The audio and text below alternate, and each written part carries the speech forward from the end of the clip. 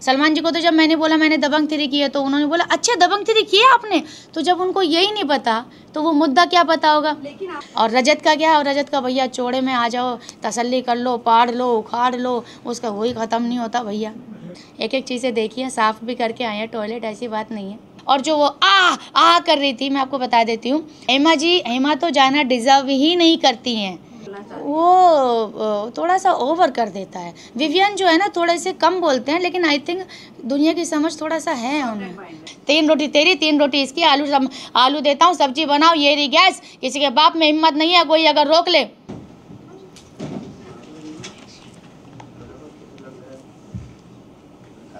हाय, कैसे हैं भाई आप सब? आप कैसे हो? हम भी खूबसूरत हैं।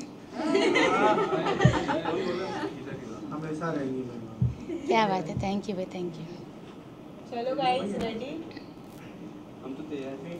Ready guys? सो बहुत बहुत स्वागत है हेमा जी आपका। और उम्मीदें तो बहुत ज़्यादा थी आपकी, लेकिन उम्मीद से बहुत जल्दी घर से बाहर आ गई हैं आप। अपने एविक्शन पर क्या कहना चाहेंगी? देखिए, कहते हैं कि जो अगर मन जैसा हो जाए तो अच्छा है, और अगर नहीं हो तो और भी अच्छा है। तो ऐसा भी हो सकता है कि मैं ये जो इतना जल्दी आ गई हूँ उसके पीछे भी कुछ और बहुत अच्छा हो जाए। अब जैसे ये आप बोलें कि हेमा जी ये तो हम एक्सपेक्ट नहीं कर रहे थे कि आप बाहर आ जाएं, लेकिन और भी कुछ ऐसा हो जाए जो भी आप बोलें कि हेमा जी ये भी एक्सपेक्ट नहीं किया तो कि इतना बड़ा कुछ हो जाए। सो वी नेवर नो, ये लाइफ है।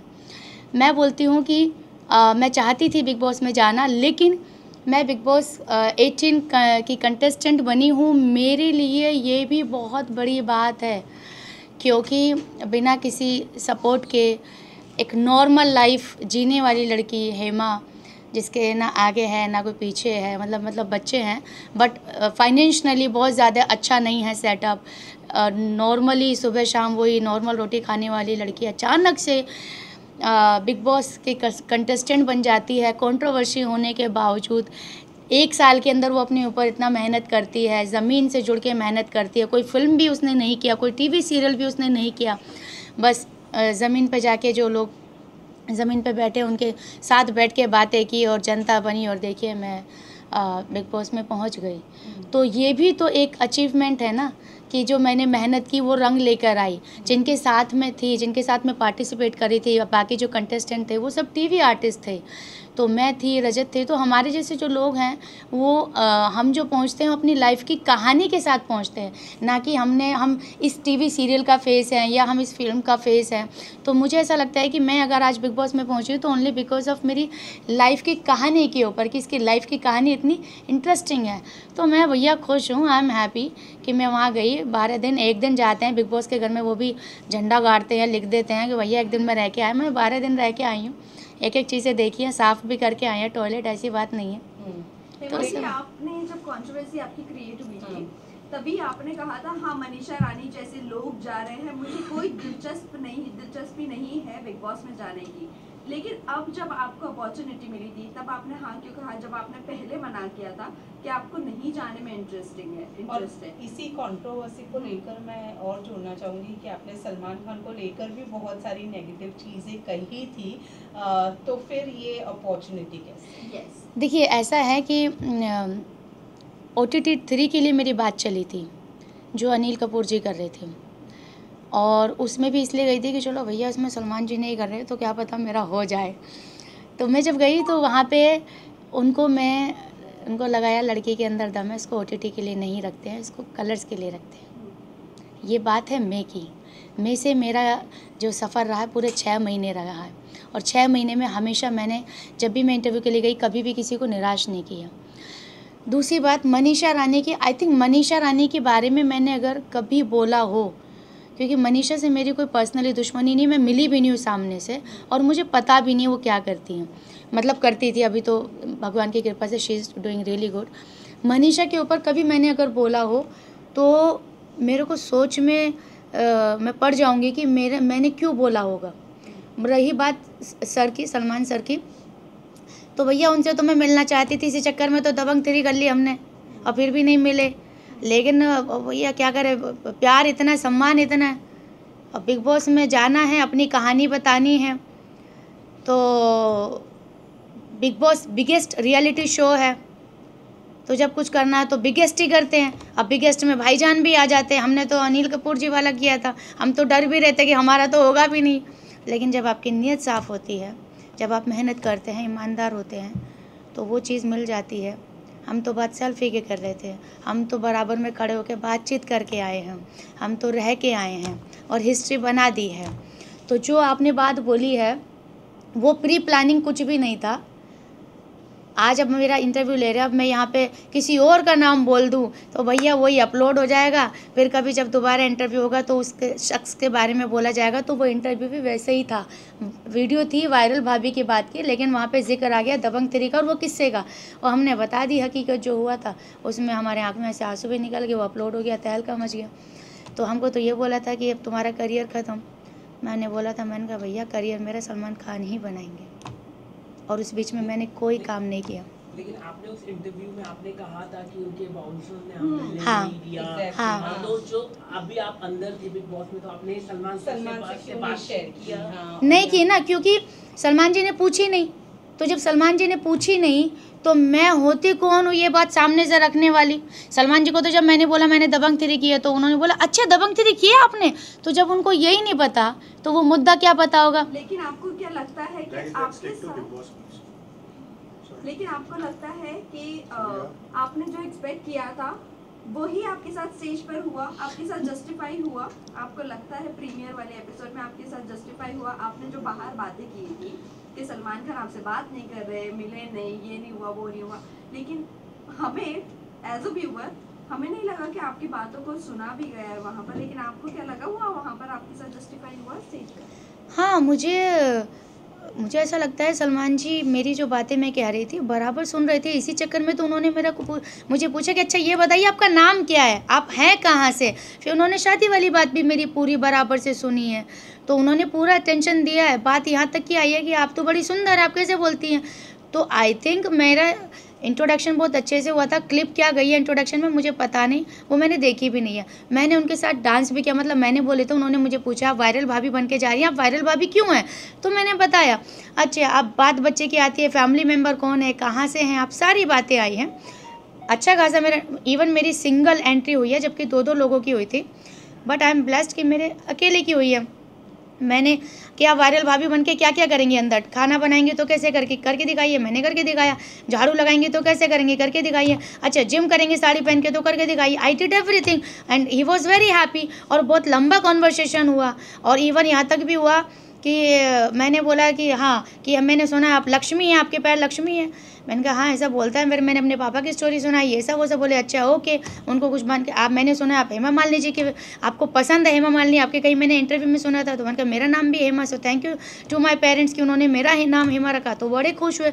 तो मेरा बहुत लंबा कॉन्वर्सेशन उनके साथ हुआ है इंट्रोडक्शन इस पे स्टेज पे, बट ये वाली बात कहीं नहीं हुई कंट्रोवर्सी वाली।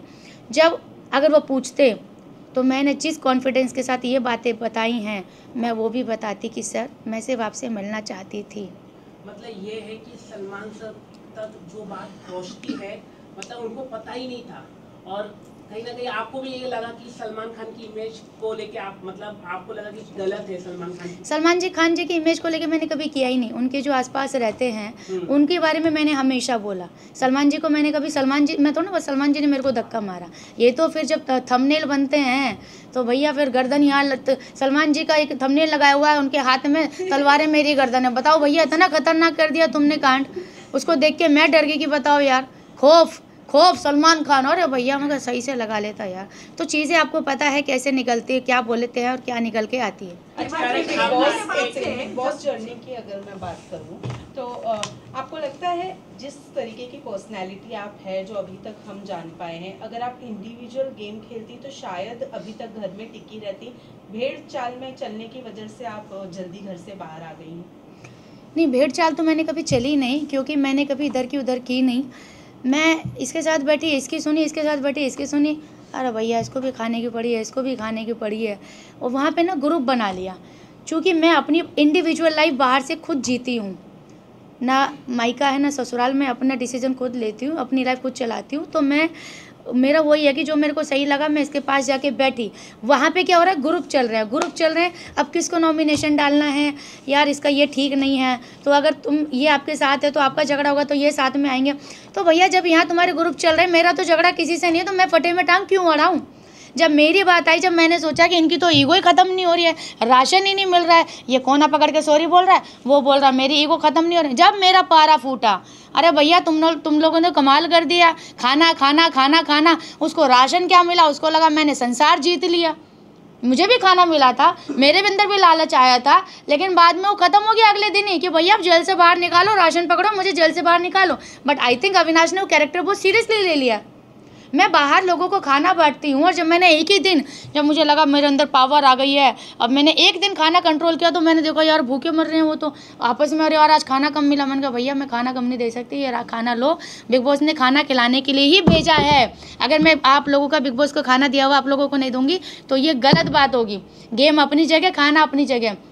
तो मैंने मन का आज क्या बनाना है, राजमा, हाँ भैया राजमा लो। तो फिर जब चाहत को खाना बनाने नहीं दिया जा रहा था तब आपने आवाज़ क्यों नहीं उठाई? अब मैं इसकी बात बताती हूँ, क्योंकि अविनाश के पास मैं और चाहत खड़े थे, और ये अविनाश ने प्रवोक किया चाहत को। चाहत के दिमाग में नहीं आया ये ब्रिलियंट आइडिया, मैं आपको बता देती हूँ। चाहत ने बोला मैं आप दोनों को खाना देता हूँ, 1 किलो आटा में आधा पैकेट देता हूँ, 3 रोटी तेरी 3 रोटी इसकी, आलू देता हूँ, सब्जी बनाओ, ये रही गैस, किसी के बाप में हिम्मत नहीं है कोई अगर रोक ले।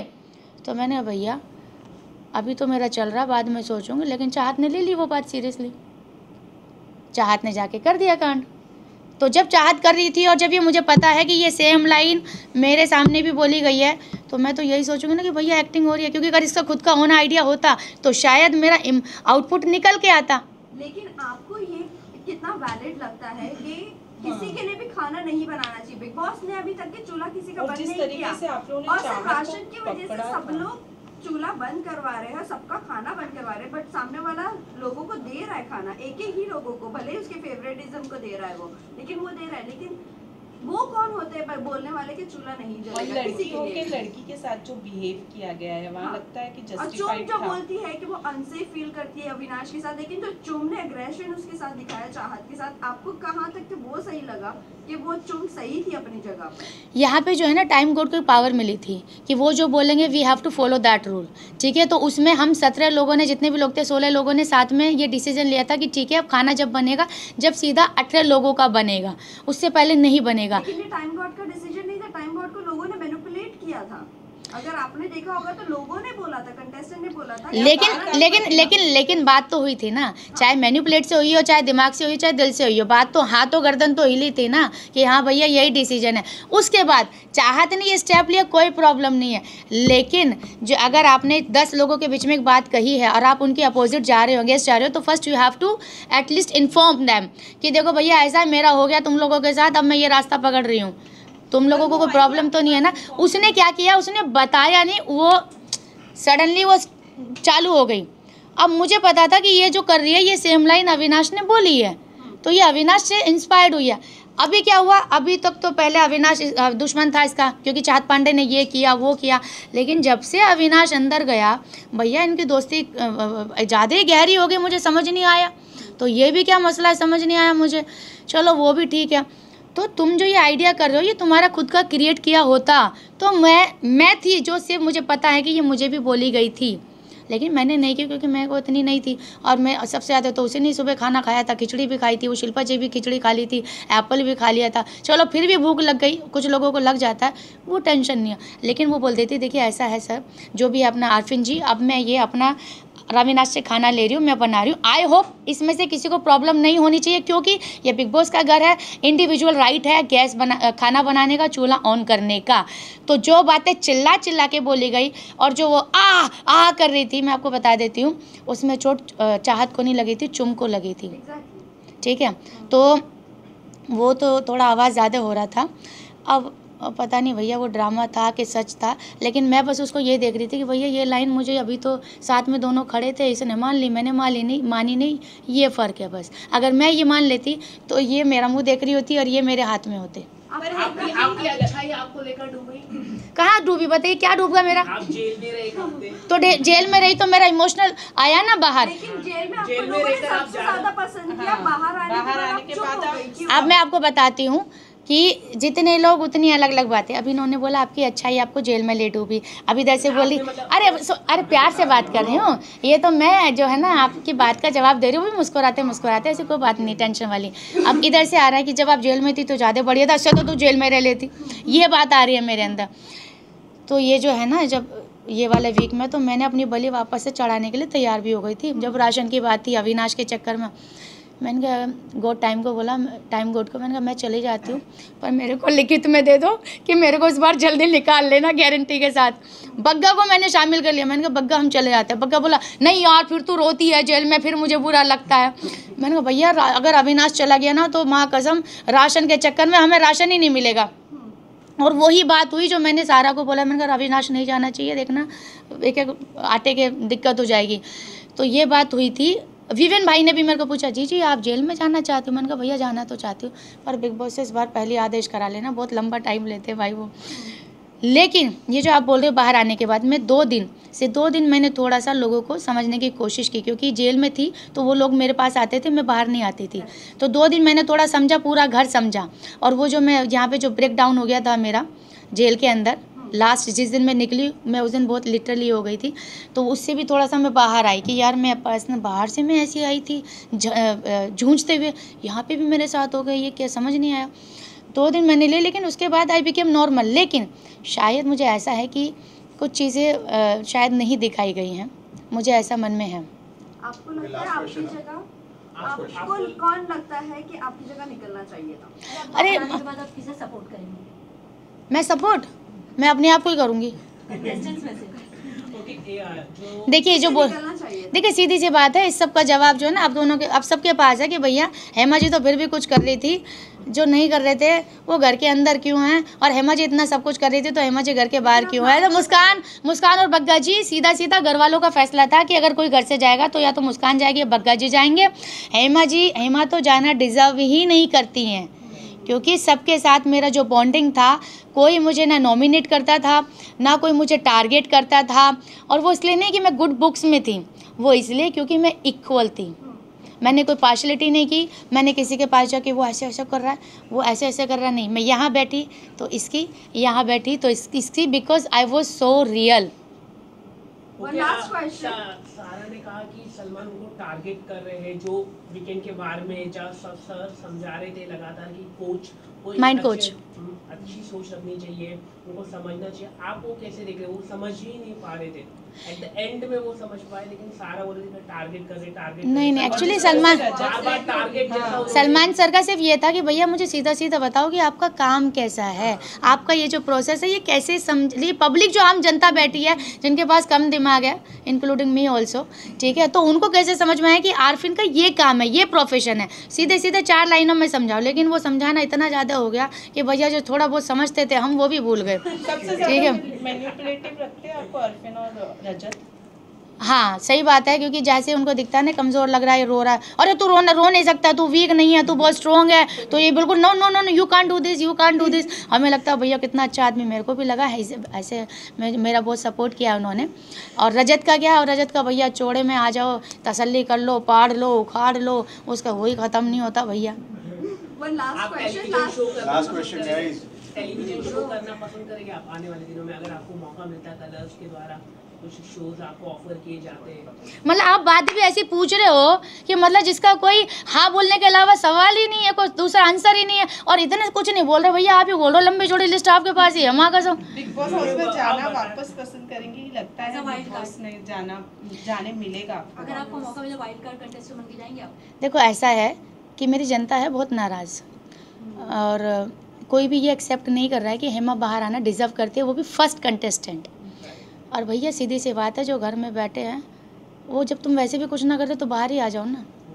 जब करना ही नहीं है कुछ, तो जो थोड़ा बहुत कुछ करने के लिए गई थी भाई, नाचना गाना, और अब तो हमने एक्शन भी कर दिया, और ऐसा एक्शन किया कि हमारी तो ओरिजिनल आवाज़ ही चलेगी। तो ये किया रियल एक्शन इसको बोलते कि जिसमें कुछ डैमेज तो हुआ, बाकी तो सब ऊपर से कर रहे थे। तो जो आपने बोला ना, अगर ये होता है तो ये जनता अगर करेगी कि नहीं यार, बिग बॉस अगर मुझे वापस से गोल्डन अपॉर्चुनिटी देते हैं कि हेमा बिग बॉस चाहते हैं कि तुम वापस आ जाओ, जेल में नहीं, बिग बॉस जेल में नहीं, थोड़ा सा खुले मैदान में, क्योंकि मुझे अपने बारे में बताने का मौका नहीं मिला, बहुत जल्दी में आ गई और मैं बहुत सारी उम्मीदें लेकर गई थी।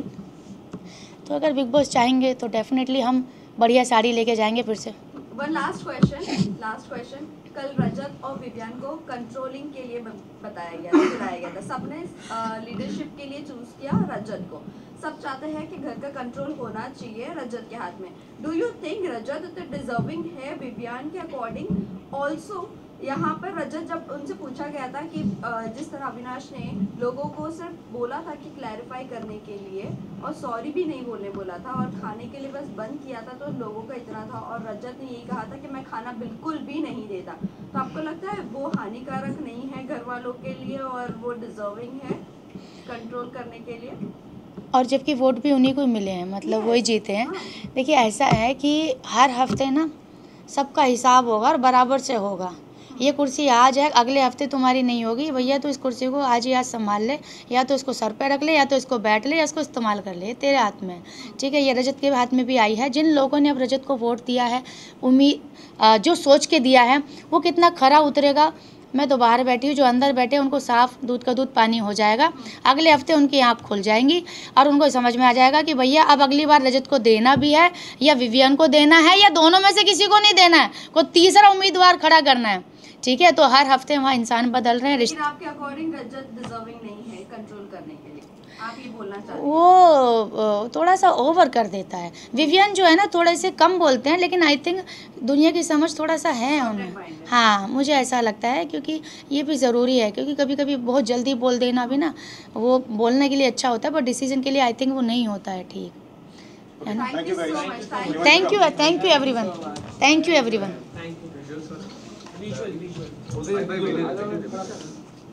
खड़े हो जाते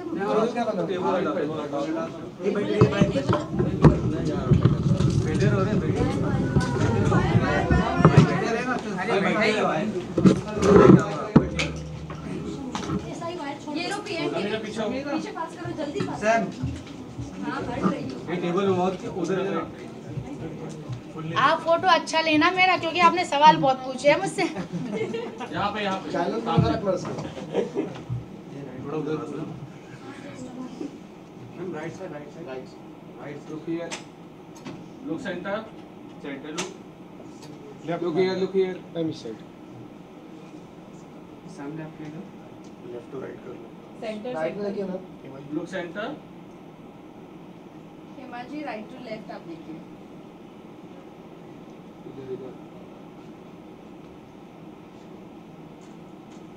बिग बॉस हैप्पी मॉर्निंग है ये आप सबके लिए, क्योंकि हम तो वहाँ सुबह करके करते ही थे, समझे। पास्ट प्रेजेंट भविष्य हो, मुझे गाना याद हो गया था, मैं सिर्फ ऐसी थी कंटेस्टेंट, वो किसी को मैंने देखा रील में, मेरी आवाज़ में पूरा गाना भी लगा दिया, मेरा और बग्गा जी की आवाज़ में, जब हम जेल में थे। तो ऐसा भैया सब सोते सोते रहते थे, मैं ही थी खाली, बस उठ के चालू हो जाती थी और मुझे फॉलो भी करते थे। तो जो इंसान सुबह उठ के स्टार्ट हो सकता है जो एनर्जी के साथ, समझ रहे हो, सोचो पूरे दिन उसकी क्या एनर्जी होती होगी। और वो बात अलग है, बातें ना बताई गई ना दिखाई गई, और कोई बात नहीं, सबका हिसाब होगा, बराबर से होगा। Thank you. Thank you.